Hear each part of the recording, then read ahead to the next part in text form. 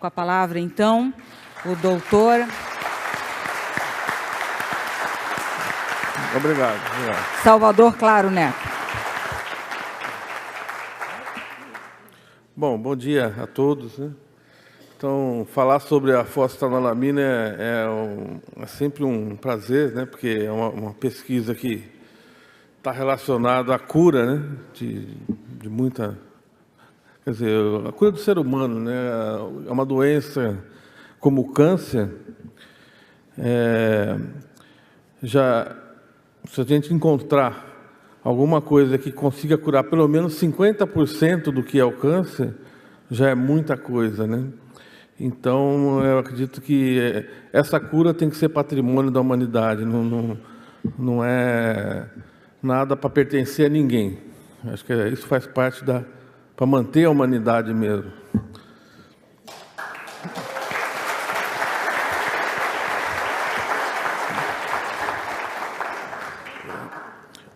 Eu vou falar sobre o mecanismo de ação, né, que a gente está propondo para a fosfetanolamina. Ele é um mecanismo totalmente diferente do que a medicina vem propondo para a cura do câncer, procurando a cura do câncer. Aparentemente parece que é totalmente assim estranho, né? Mas vocês vão ver que tem toda uma lógica envolvida. Pode passar. Bom, para falar do câncer, nós temos que primeiro falar em disfunção celular, porque o câncer não é nada mais, nada menos do que uma célula que não está, que ela está diferenciada, ela não está fazendo a mesma função, quer dizer, ela não está igual às outras células do organismo, então ela está totalmente diferenciada. E essa diferenciação, ela surgiu de uma disfunção. Pode passar. Pode passar. Então, o que causa uma disfunção celular? A disfunção celular é quando a célula ela deixa de ter aquela função. Então, vamos supor, a função dela é produzir hormônio, ela não está produzindo. A função dela é produzir colesterol ou queimar o colesterol, ela não está fazendo. Então, essa célula está em disfunção. E a disfunção, ela pode ter duas origens. Ela pode ter origem lipídica ou origem proteica, né? E o nosso caminho para esse mecanismo de ação da cura do câncer pela fosfetanolamina seria o caminho da disfunção lipídica. Para passar. Esse é um modelo de uma célula. Então, para quem nunca viu, é uma célula normal, né, do organismo. Você tem a membrana, você tem as organelas, que está em vermelho é a mitocôndria, né? Na escola as professoras falavam que era o feijãozinho que tem dentro da célula. Então é a mitocôndria. Aí você tem o núcleo, tem a parte do DNA, então quer dizer, é uma célula normal. Então o grande segredo da história é o seguinte: o que uma célula de câncer tem de diferente de uma célula normal? Não importa o tipo de câncer, tá? Então, o que teria uma célula de câncer? Se você for procurar na literatura, desde a década de 30, já se tem notícia, né, que a célula do câncer é uma célula que trabalha, quer dizer, a geração de energia dessa célula, ela é anaeróbica, tá? Quer dizer, as mitocôndrias não estão fosforilando ou estão fosforilando muito pouco. Então, quer dizer, prevalece a respiração anaeróbica. Mas o que é a respiração anaeróbica? O que é a respiração aeróbica? Pode passar. Tá? Então, o nosso metabolismo ele tem duas possibilidades de gerar energia. Tá? Então, quer dizer, a nossa célula ela tem duas fontes de energia. É como se assim, o Brasil tem as hidrelétricas e tem a termoelétrica. Quando uma não está funcionando, geralmente quando a hidrelétrica está com nível baixo de água, aciona quem? A termoelétrica. Então seria a mesma coisa. A respiração anaeróbica seria as hidrelétricas. E a respiração aeróbica seria a hidrelétrica e a anaeróbica a termoelétrica. Tá? Então, a respiração aeróbica, ela gera 38 ATP, quer dizer, a quantidade de energia em ATP, 38. A respiração aeróbica só gera 2 ATP. Tá? E tem um outro detalhe, ela é uma fonte poluidora. Como a termoelétrica gera CO2 e tal, a respiração anaeróbica gera H+, gera acidez. Quer dizer, então, quando a célula começa a trabalhar anaeróbica, ela vai deixar o líquido de dentro da célula ácido, o citoplasma vai ficar ácido. Pode passar. Então, vamos voltar para a célula. Bom, então a primeira característica que nós observamos então na célula do câncer é que ela respira anaeróbico. A outra característica que você encontra na literatura é que a quantidade de energia dentro da célula, quer dizer, a quantidade de ATP da célula do câncer é menor do que numa célula normal. Tá? Bom, isso já seria a conclusão lógica, que a mitocôndria não está fosforilando. Porque se a mitocôndria, se a hidrelétrica não está funcionando, ela está ativando a termoelétrica. A termoelétrica não está dando conta e está poluindo o meio. O meio, então, ficou ácido. Quer dizer, o citoplasma, o líquido que está ali dentro, está ácido. Tá? Quando esse líquido fica ácido, tudo dentro da célula ali começa a mudar, inclusive as reações químicas. Tá? Porque existe na química uma situação que é o seguinte, todos os equilíbrios envolvendo reações químicas estão diretamente relacionados com o meio em que ela está. Se esse meio do citoplasma está ácido, as reações, inclusive do núcleo, o líquido que está dentro do núcleo, o nucleoplasma, também está ácido. Tá? Então, se aquele líquido está ácido, aquela configuração, aquela organização do DNA, ela passa, então, a procurar, tá, um outro sistema mais estável. Então, quer dizer, esse excesso de acidez provoca o quê? Uma mutação no DNA. O DNA vai se adaptar a esse excesso de acidez. Tá? Então, a partir do momento que o DNA se adapta a esse excesso de acidez, a célula deixa de ser só disfunção, ela passa a ser agora diferenciada. Entendeu? Então, essa célula agora ela tem o DNA modificado. Significa o quê? Quando ela for se reproduzir, as filhas vão ser iguaizinhas a ela. Tá? Então, aí nós vamos começar a criar núcleos de células diferenciadas, que é o que a gente conhece como tumor. Tá? Bom, volta um pouco ainda. Tá? Bom, então, nós já chegamos a 3 diferenciações da célula. Né? Então, a célula está ácida, citoplasma ácido, ela está com a mitocôndria, não está trabalhando, não está fosforilando, e o terceiro, o DNA modificado. Quer dizer, são essas 3 características, qualquer célula de câncer. Pode ter mais de 100 tipos de câncer, mas todos eles vão ter essa característica. Tá? Mas qual que é a origem, então, dessa disfunção? O que levou essa célula a se diferenciar? Então, se a gente partir do princípio que a mitocôndria não está fosforilando e que ela gerou o trabalho anaeróbico, o trabalho anaeróbico gerou a mudança no DNA, então quem é o gerador dessa disfunção é a própria mitocôndria. Mas por que a mitocôndria levou a célula a esse ponto? Pode passar. Né? Então, a mitocôndria, no caso da hidrelétrica, o que toca uma hidrelétrica é a água.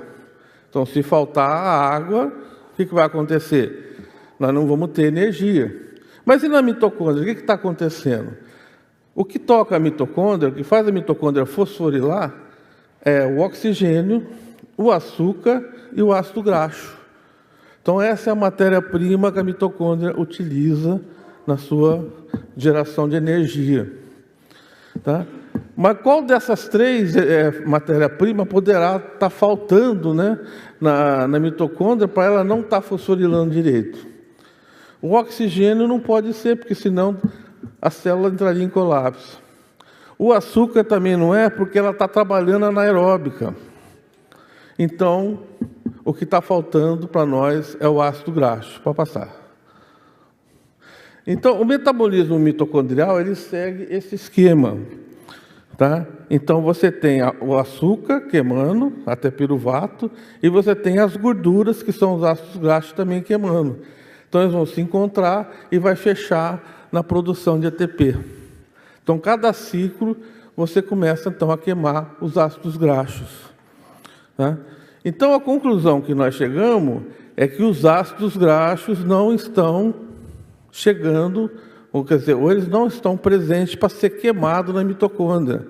Esse seria um dos motivos que a mitocôndria não estaria fosforilando. Pode passar. Né? Bom, então, se está faltando ácido graxo na mitocôndria, a disfunção mitocondrial ela seria uma disfunção lipídica. Quer dizer, a falta do fosfolipídio no interior da célula. Mas o que é esse fosfolipídio? Pode passar. Pode passar.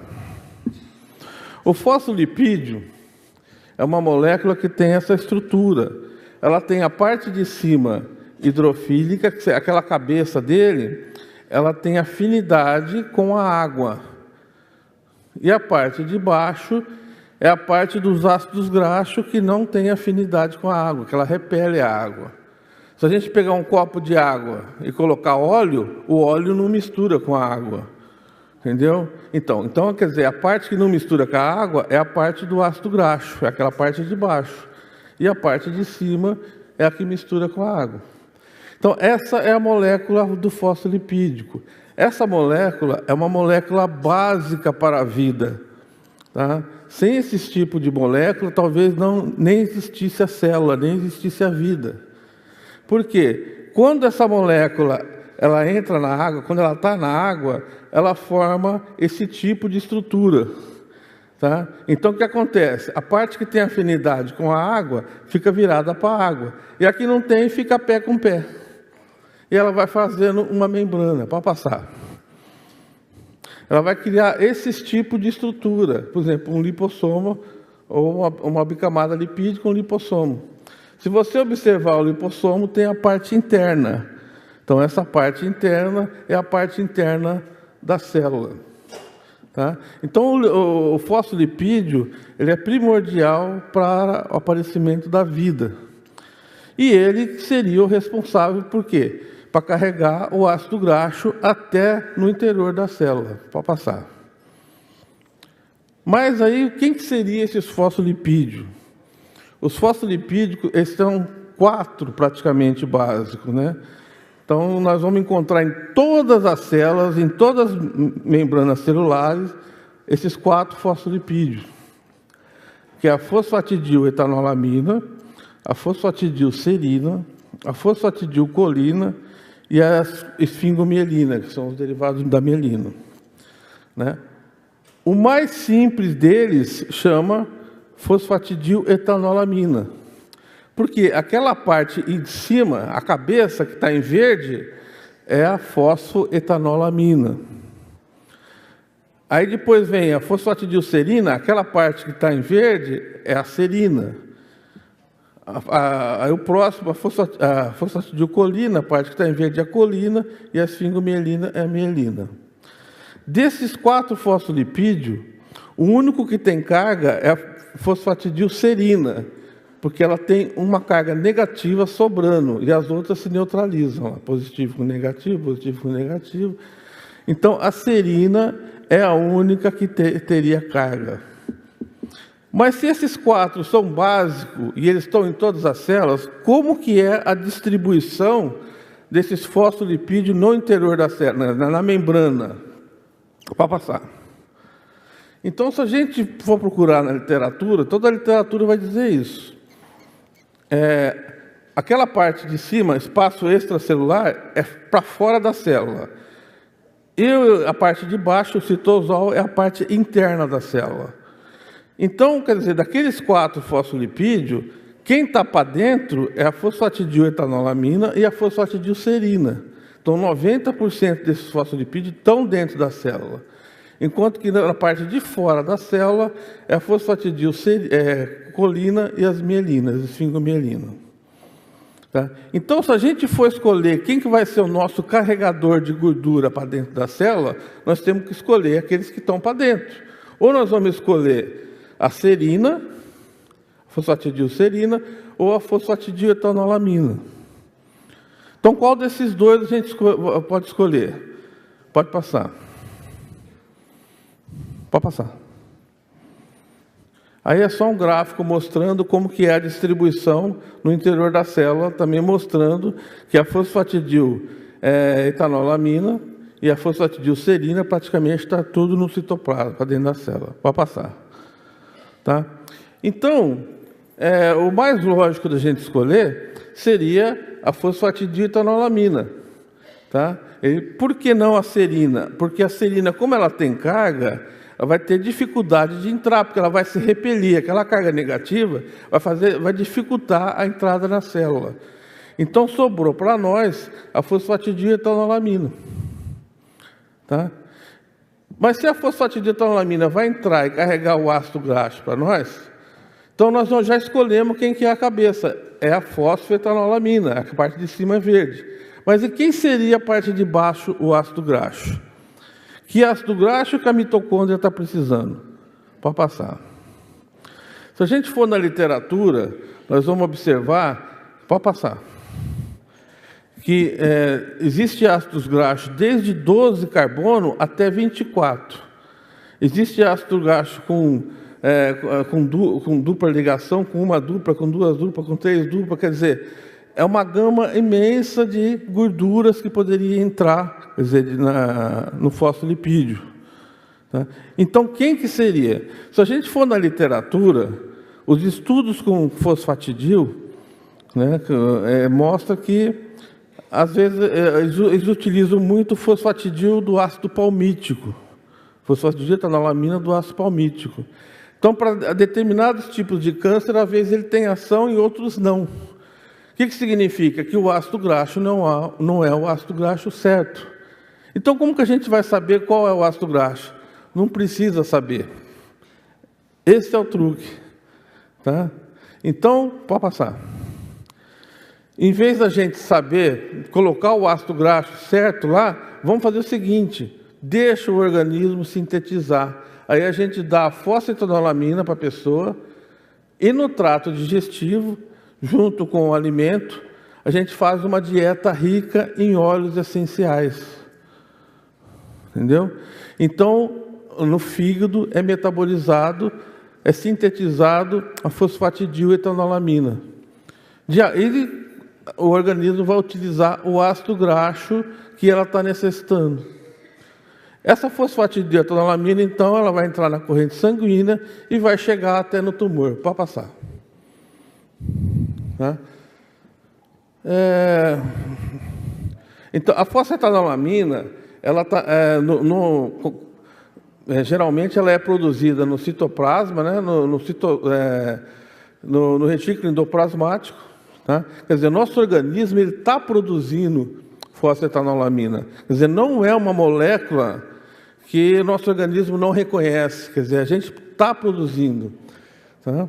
Então, geralmente, você vai encontrar ela no retículo endoplasmático de células de músculos longos. Tá? E a fosfatidiletonolamina, ela passa a ser também um coringa na célula, porque ela pode se converter tanto em fosfatidilcolina como fosfatidilserina e outros. Pode passar. Aí essa seria como que a fosfatidiletonolamina pode se converter. Tá? Então, você pode converter em serina ou em fosfatidilcolina.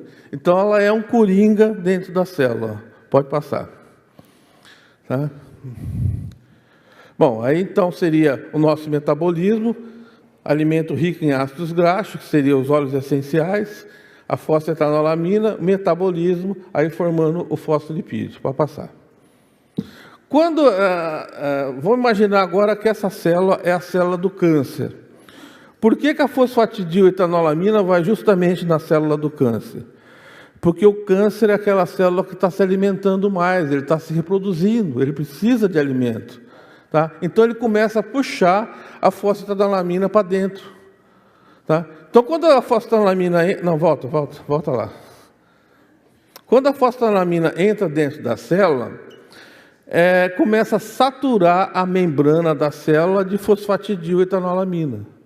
Começa a saturar.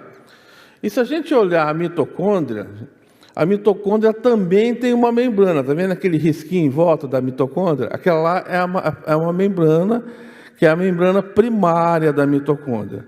Aí ela teria outra membrana interna, que é a membrana da matriz. Tá? Essa membrana primária, ela tem praticamente a mesma composição da membrana da célula.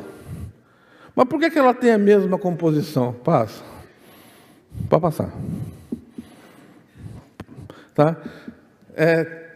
Dizem que na literatura, né, esse já é o pessoal já está confirmando essa teoria, que a mitocôndria seria uma bactéria que no passado a célula puxou para dentro.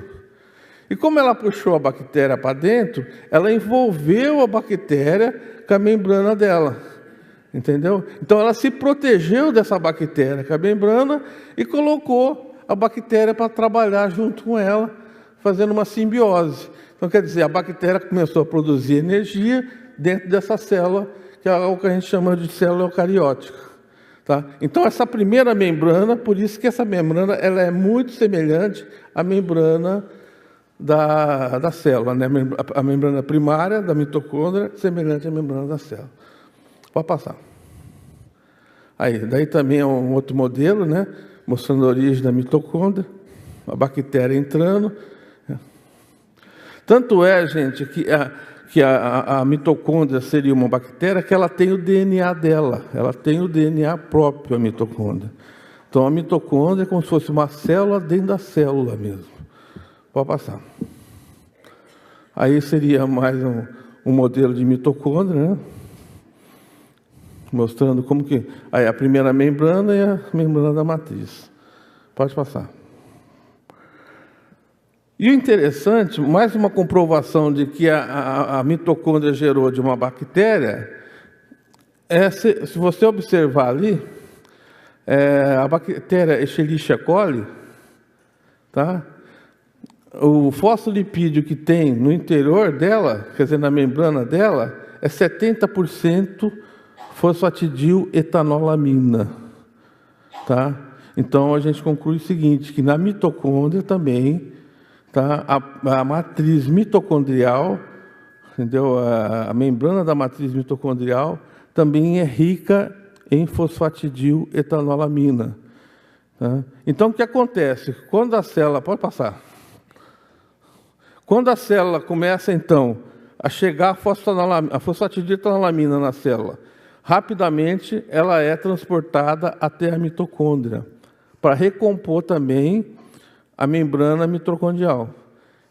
E essa recomposição da membrana mitocondrial faz com que a fosfatidiletanolamina vai também para a matriz mitocondrial, para a membrana da matriz. Chegando na membrana da matriz, ela descarrega o ácido graxo e começa então a fosforilar, tá? Então, a mitocôndria que estava parada na célula do câncer começa a trabalhar de novo. Aquela hidrelétrica que estava seca, de repente, ela se enche de água de novo. Tá? Só que teve um detalhe aí que a gente não pode esquecer. O DNA está modificado, o DNA se adaptou a pouca energia. O DNA se adaptou ao citoplasma ácido. Então, quando essa mitocôndria começa a fosforilar, é como se, de repente, a gente ligasse no 220 volts um aparelho que é 110. Ela começa a gerar muita energia ali interna. Aí o núcleo tem que dar um sinal para parar. Ele não suporta, ele não tem como se readaptar àquela situação. Tá? Então ele tem que falar para a mitocôndria, para de fosforilar, pelo amor de Deus. a mitocôndria para. Só tem um jeito da mitocôndria parar: apoptose. Entendeu? Então, a mitocôndria, ela dá o sinal de morte, que seria a apoptose. Pode passar. Tá? Então, a apoptose é o rompimento da membrana, da membrana primária da mitocôndria. Então, quando essa membrana se rompe, ela libera todo esse desencadeamento que a gente chama de caspase, cascata de caspase. Então, essa cascata de caspase vai levar até a sinalização celular, tá, de morte, para ativar o sistema imunológico, ou o nosso sistema de defesa, para tirar aquela célula que o tempo de vida dela acabou. Então, o nosso organismo começa, então, a tirar o tumor. Esse é o processo de ação, tá, da fosfetanolamina. Então, quer dizer, gente, não tem truque nenhum. Tá? Quer dizer, é um processo natural do nosso organismo. Nós só estamos fazendo a mitocôndria voltar a trabalhar, uma coisa que ela não estava trabalhando na célula doente. Tá? Então, não tem veneno aí. Ninguém está matando essa célula. Tá? Nós mesmos estamos matando o nosso câncer. Entendeu? Porque o câncer faz parte da gente. O câncer somos nós. É diferente de um vírus, de uma bactéria que está entrando no organismo. Tá? Então, quer dizer, a célula do câncer é uma célula do nosso corpo. Tá? Então, o único jeito de acabar com ela é o nosso metabolismo. Nós nunca vamos achar a cura do câncer quando a gente tentar matar essa célula por outras vias, se não for a via natural dela. Tá? Então, pode passar. Bom, esse daí é o trabalho do Renato, né? O Renato não está aqui. Então, o Renato que seria a pessoa ideal para falar do efeito apoptótico da fosfetanolamina. Né? Ele usou o melanoma, que é um câncer agressivo, ele implantou a célula do melanoma em ratos. E estudou, então, o comportamento, comparando com quimioterapia. Pode passar. Então, aí é o ratinho, né, já com o grupo controle, que ele está com a célula do câncer, como que está o tumor. Pode passar. Tá? Aí é o grupo controle, tá? Aí olha como que está o rato, olha o tumor, como que está grande. Pode passar.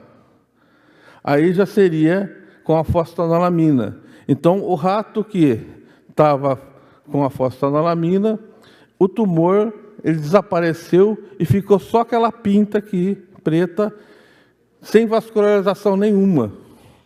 Quer dizer, essa pinta preta não é tumor. Ela não tem vascularização, ela é como se fosse um melanoma mesmo, uma pinta que foi para a pele. Pode passar. Tá? Aí é mostrando o grupo da fosfetanolamina, né, que, quer dizer, não tem tumor nenhum aí, pode passar. Aí ele comparou o grupo controle com a fosfetanolamina. De novo, ali, se você observar a coluna do rato, você observa que teve tumor aí, porque a coluna dele ficou danificada, ela ficou curvada. Ela ficou curvada devido ao tumor. Mas o tumor virou aquela pinta lá. Pode passar. Aí ele está medindo. Esse foi feito com quimioterápico.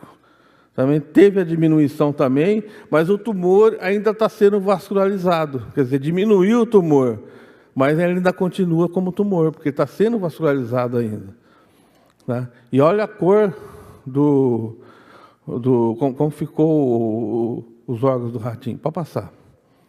Aí ele comparando, então, o fígado, né, rins e fígados, com o quimioterápico e com a fosfetanolamina. Tá? Esse grupo de cá, você vê que é muito mais vermelho, quer dizer, está com a cor natural. E esse daqui está praticamente aquela cor que não... como poderia dizer? O sangue já está totalmente comprometido. Né? Pode passar. Gente, aqui são os trabalhos que tem na literatura com a fosfetanolamina. Isso daí foi tirado, se eu não me engano, acho que já foi faz um ano já. Quer dizer, tinha mais de 1.100 trabalhos, tá? Utilizando a fosfetanolamina no câncer. Quando nós começamos essa pesquisa, há 20 anos atrás, praticamente você não encontrava trabalhos na literatura com a fosfetanolamina. Hoje, na PubMed, você já encontra mais de 1.100 trabalhos, né, indicando a fosfetanolamina. Esses trabalhos, todos eles estão indo buscando a fosfatidiletanolamina. Então, o nosso trabalho é o único que utiliza a fosfetanolamina para ser metabolizado, o que diferencia de todos esses outros trabalhos da literatura. Para passar. Aí é só uma fotografia, uma foto Kirlian da fosfetanolamina. Para passar. Para passar. Esses daí são os trabalhos feitos com a fosfetanolamina dentro do nosso grupo. Tá? Então, nós temos a dissertação de mestrado, tá? Tem tese de doutorado, pode passar. E são os trabalhos científicos feitos em revistas internacionais. Tá? Quer dizer, você tem todo um embasamento científico feito, né? E esse embasamento científico está levando a gente cada vez mais a confirmar esse mecanismo que eu coloquei para vocês. Tá? Então, isso na medicina praticamente é inédito, porque nós deixamos de olhar para o DNA como causador do câncer. Então, o DNA, ele simplesmente, tá, ele se adapta, quer dizer, ele se adapta a uma situação. Então, ele é uma consequência do câncer, não a causa do câncer. Tá? Então, a gente tem que começar a questionar, será que é genético mesmo o câncer? Tá? Eu acho que nós temos que pensar muito bem que hoje em dia até o cachorro da família tem câncer. Então, essa história de genética, eu acho que já não é bem assim, não. Tá? Então, gente, é isso que eu queria mostrar para vocês. E o Otaviano agora ele vai falar sobre a síntese da fosfetanolamina, que quando nós começamos a trabalhar com a fosfetanolamina no hospital, Amaral Carvalho, né, com o hospital, o grande entrave nosso era produzir a fosfetanolamina numa quantidade, tá, que fosse viável para o estudo. Por quê? Porque na literatura, a síntese que constava na literatura era uma síntese que tinha pouco rendimento, tá, era uma síntese cara, então ela praticamente inviabilizava o uso da fosfetanolamina nessa pesquisa. Foi aí, então, que o professor Gilberto, Otaviano, tá, eles desenvolveram uma nova síntese, tá, e essa síntese, então, viabilizou totalmente o uso da fosfetanolamina com matéria-prima barata, tá, e com rendimento acima de 90%. É isso aí. Obrigado.